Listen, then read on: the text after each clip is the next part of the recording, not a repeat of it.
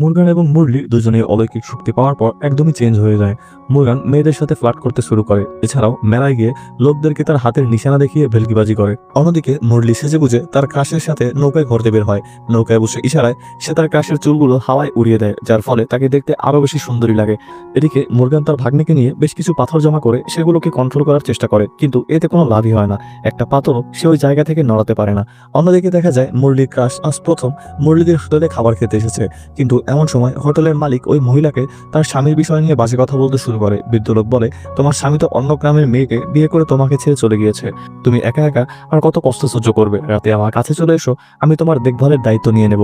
এসব শুনে এই মহিলা এখান থেকে চলে যেতে নেয়। তখন এই বৃদ্ধ লোকটি উঠে গিয়ে তার রাস্তা আটকানোর চেষ্টা করে। এমন সময় মুরলি সেখানে চলে আসে এবং এসব দেখে প্রচন্ড রেগে গিয়ে হোটেল মালিককে হাওয়ায় উপরে চাপড়ে ধরে।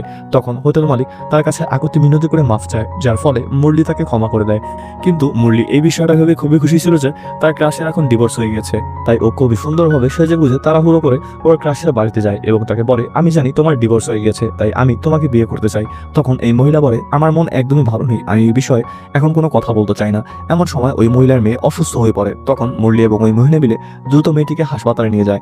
আর এখানে আসলে তারা জানতে পারে যে এই মেয়েটির একটা বড় রোগ ধরা পড়েছে আর সেটার অপারেশন করতে 1 লাখ টাকা প্রয়োজন।